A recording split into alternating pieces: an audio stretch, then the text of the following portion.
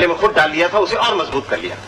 वो तुम क्या समझते हो, कानून के पंजे से निकल कर भाग जाना कोई आसान बात है? इसके हाथ बहुत लंबे हैं, पुलिस यहाँ भी आ सकती है। पुलिस?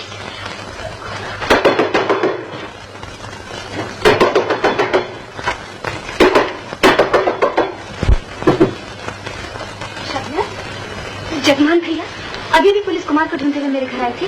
इतनी रात को पुलिस क्यों ढूंढ रही है उन्हें? क्या बात है, क्या किया उन्होंने? अपनी बीवी का खून। ये हरगिज नहीं हो सकता। ये मैं नहीं कह रहा हूँ, पुलिस कह रही है। पुलिस बकती है। कुमार तुम यहाँ? जगमान भैया क्या कह रहे हैं? शबनम के इन बातों का वक्त नहीं है। पुलिस तुम्हारे घर के बाद सीधी यहीं आती होगी। इसे फौरन यहाँ से चले जाना चाहिए।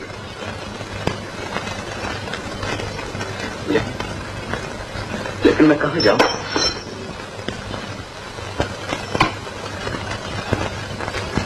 सवाई होटल, कमरा नंबर 300। ये चाबी कैसी? अरे हाँ, मैं तो भूल ही गया।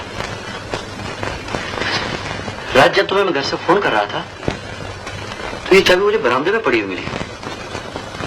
जान पड़ता है जब मैंने इंस्पेक्टर पुलिस को देखा तो ये चाबी मैंने जेब में डाल ली होगी।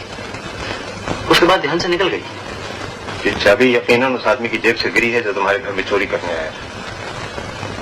इसका मतलब ये हुआ कि ये आदमी सवाई होटल के कमरा नंबर 320 में ठहरा हुआ है और यही आदमी कातिल है।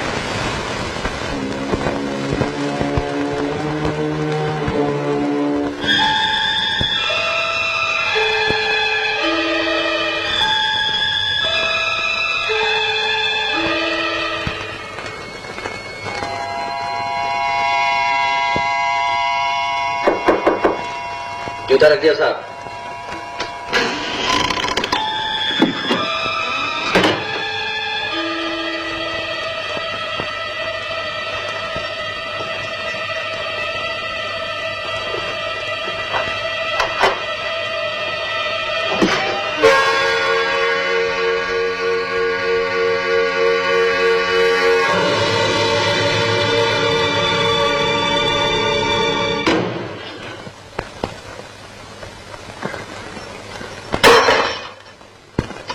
चाबी मुझे अपने मकान के बरामदे में मिली थी, मेरी जेब से गिर गई थी।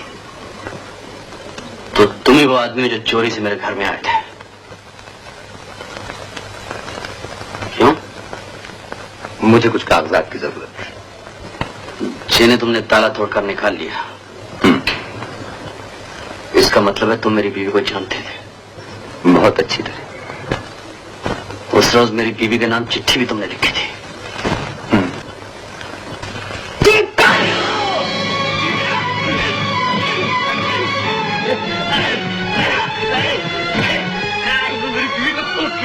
मेरा घर बर्बाद किया। मैं तुम्हें जेल में मार दूंगा, जेल में मार दूंगा।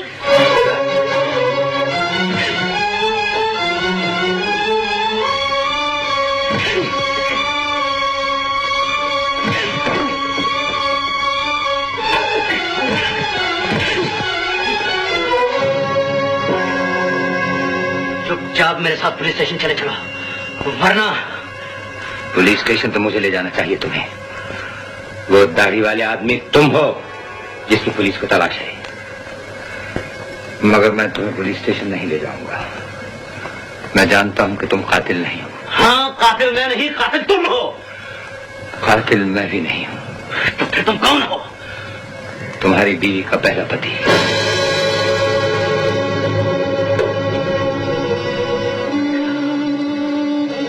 तुम उसके दूसरे पति हो। पहला पति मैं हूं। ये कहानी मुझसे शुरू हुई थी।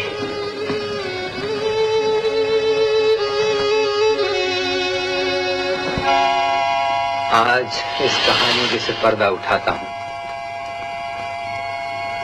मैं और मीना एक दूसरे से मोहब्बत करते थे, लेकिन हमें डर था अगर मीना के पिता से जिक्र किया गया तो वो शादी की इजाजत नहीं देंगे। इसलिए उनकी इजाजत के बगैर हमने शादी कर ली। उसी रात इमरजेंसी डिक्लेयर हुई और उसी ही रात मुझे लड़ाई के फ्रंट पर भेज दिया गया।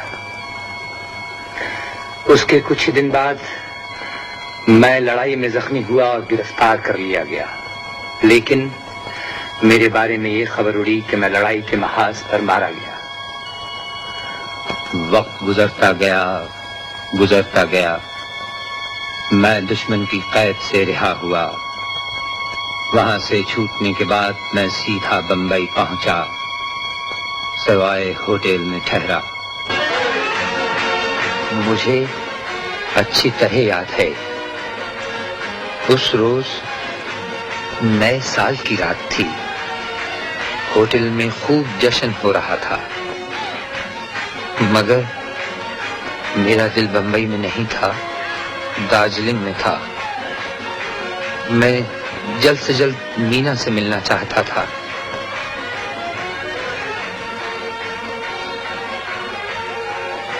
उसी रात मैं होटल से निकला, हवाई जहाज से दार्जिलिंग के लिए अपना टिकट बुक कराया और जैसे ही होटल वापस आया, अचानक महेंद्र से मुलाकात हुई। हम एक दूसरे के गले से लिपट गए, जैसे कि जिंदगी और मौत आपस में मिल रही हो।